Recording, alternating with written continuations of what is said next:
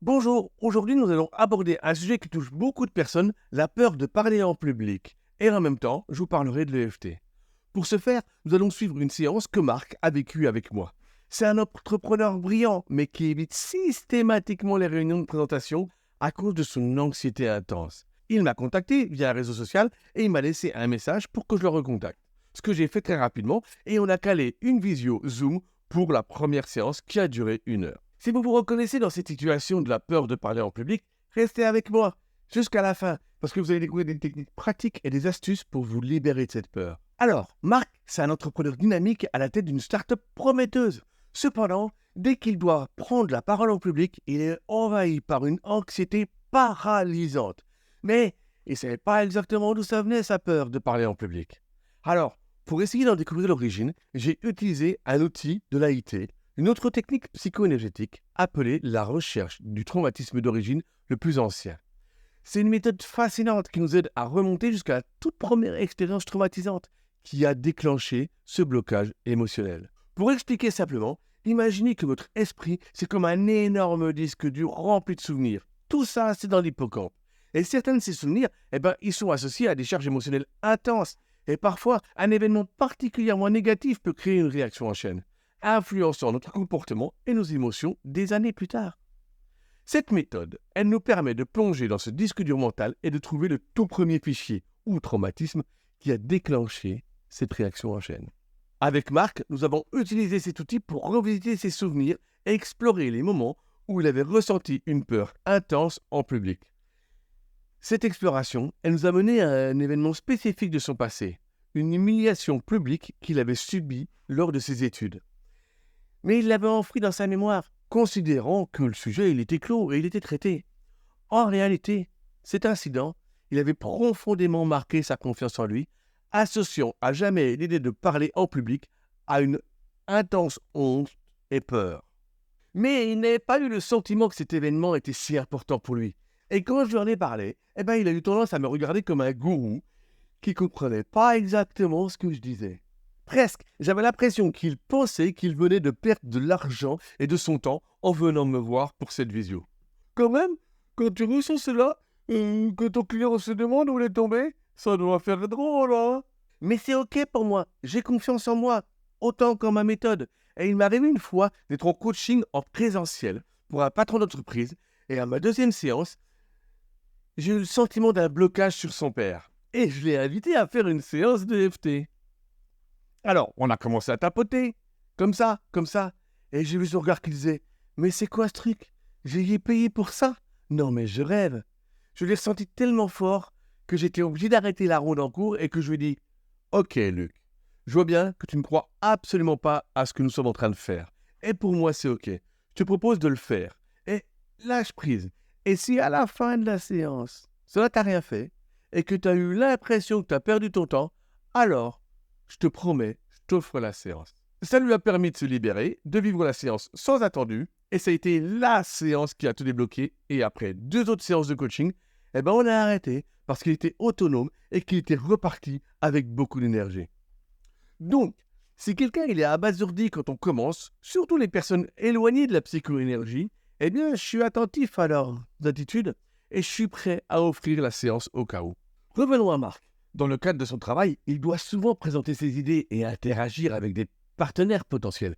Pourtant, il retrouve toutes les excuses pour esquiver ces moments critiques, ce qui freine son épanouissement professionnel et celui de son entreprise. Cette peur de parler en public, c'est un obstacle majeur. Mais aujourd'hui, on va voir comment, avec l'EFT, on peut l'aider à surmonter cette phobie. Avant de plonger dans la séance avec Marc, il est important de comprendre le rôle du cerveau limbique et de l'amygdale dans nos réactions de peur. Le cerveau limbique, celui que j'appelle le cerveau automatique, il est responsable de nos émotions et de nos réactions instinctives. Tandis que l'amygdale, elle joue un rôle clé dans la détection des menaces et le déclenchement des réponses de peur. Lorsqu'une personne elle est confrontée à une situation stressante, comme parler en public, l'amygdale, elle réagit en réactivant les souvenirs traumatisants qu'elle a retrouvés dans l'hippocampe. Elle se sert aussi des informations de son environnement qu'on appelle le VACOG. Et en identifiant ce traumatisme originel grâce à la recherche du trauma d'origine, on a pu cibler notre séance de FT de manière beaucoup plus précise. Cela a permis à Marc de non seulement comprendre l'origine de sa peur, mais aussi de travailler spécifiquement sur ce point pour commencer à libérer l'emprise qu'il avait sur lui. En utilisant l'EFT sur ce traumatisme initial, on a pu commencer à dissocier les charges émotionnelles négatives liées à ce souvenir, en aidant Marc à retrouver confiance et sérénité lorsqu'il parle en public. Dans le cadre de Marc, l'humiliation publique qu'il a subie, ça a créé une association forte entre parler en public et ressentir une intense honte et une peur. L'EFT, qui combine des éléments de la psychologie et de la médecine traditionnelle chinoise, ça consiste à tapoter doucement sur des points spécifiques du corps, tout en se concentrant sur des émotions ou des souvenirs négatifs. Le but est de réduire l'impact émotionnel de ces souvenirs et de permettre au corps de se libérer du stress accumulé. En utilisant l'EFT, on va calmer l'amygdale de Marc et on va réévaluer les situations stressantes comme étant non menaçantes. J'ai expliqué à Marc l'importance de la confidentialité et de l'accueil bienveillant pendant cette séance. Nous avons identifié les points de tapping et les phrases de base que nous utiliserions.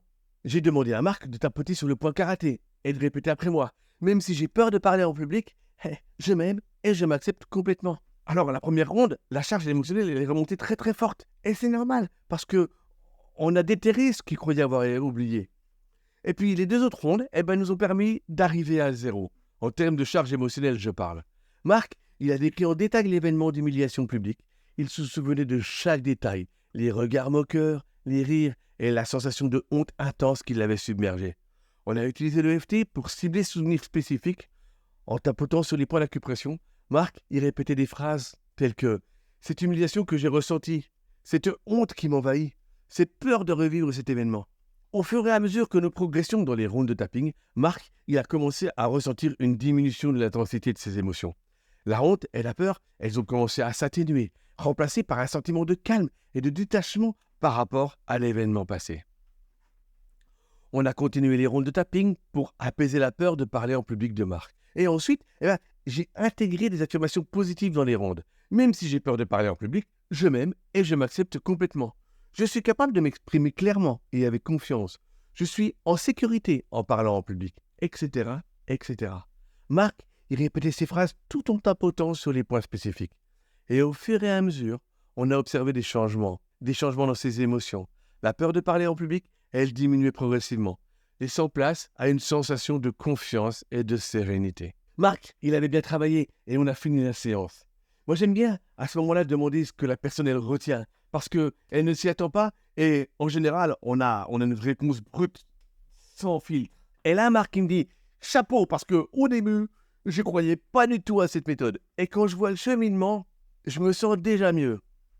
Après la séance, Marc, il a exprimé ses ressentis. Il se sentait beaucoup plus léger et calme. La peur intense qu'il ressentait auparavant, elle avait considérablement diminué. Marc, il était stupéfait par la rapidité et l'efficacité de l'EFT. Il se sentait libéré d'un poids énorme qui l'avait paralysé pendant des années. Alors on a discuté de l'importance de continuer, bien entendu, à pratiquer l'EFT régulièrement pour renforcer les effets positifs. Et Marc, lui, il était motivé à utiliser cette technique pour surmonter d'autres peurs et des blocages émotionnels. Pour être honnête, je pensais pas que l'EFT, ça pouvait avoir de tels effets aussi rapidement. En effet, Maurice, les résultats rapides et tangibles de l'EFT surprennent souvent les gens. Et moi, c'est pareil. Pour mesurer l'impact durable de l'EFT, il était essentiel de tester les résultats dans des situations futures similaires à celles qui avaient provoqué la peur initiale. Et après notre séance, j'ai encouragé Marc à participer à une réunion de présentation pour évaluer son niveau d'anxiété. Marc, il m'a dit qu'il avait pris la parole lors de la réunion et qu'il avait constaté qu'il se sentait beaucoup mieux, plus à l'aise et confiant. Les symptômes physiques de panique, comme l'oppression dans la poitrine et la transpiration, ça avait considérablement diminué. Marc, il a pu présenter ses idées avec clarté, avec assurance. Et ça a impressionné ses collègues et ses partenaires. Les résultats, ils montrent que l'EFT, elle peut non seulement apporter un soulagement immédiat, mais aussi aider des effets positifs à long terme. La pratique régulière de l'EFT, ça a permis à Marc de renforcer sa confiance en lui et de dissocier ses expériences passées de ses activités présentes. Il a maintenant les outils nécessaires pour gérer son anxiété et continuer à progresser professionnellement. Si je comprends bien, il est important de continuer à utiliser l'EFT même après avoir ressenti une amélioration. Absolument, Maurice. La continuité, c'est la clé pour solidifier les progrès réalisés. En intégrant l'EFT dans sa routine quotidienne, Marc, il peut maintenir et renforcer les bénéfices obtenus. Pour ceux qui se reconnaissent dans l'expérience de marque, et je vous encourage vivement à essayer l'EFT, juste pour surmonter vos peurs et blocages émotionnels. Voilà, encore un beau sujet de traité et une personne qui s'envole vers de belles réussites. Moi, je suis trop heureux. Parce que l'effet positif, quelque part, si on regarde bien le schéma, c'est une étincelle. Et cette étincelle, quand elle touche quelqu'un qui s'envole, pour moi, c'est complètement fou. C'est pour ça que je fais l'effet positif. Et si cette vidéo vous a aidé ou si vous avez des questions, laissez-moi un commentaire ci-dessous. Et pour ceux qui souhaitent essayer l'EFT, contactez-moi. On fera une séance de coaching en visio. Allez, abonnez-vous à la chaîne pour plus de vidéos sur l'EFT et le coaching entrepreneurial. Merci Maurice, merci à tous d'avoir regardé. Et avant de terminer, soyez fiers de qui vous êtes et de ce que vous faites. Parce que j'aimerais maintenant me pardonner. Parce que si j'avais su faire ou pu faire autrement, il est évident que je l'aurais fait, hein. C'est sûr, hein. Bah oui, hein. Allez, bonne semaine.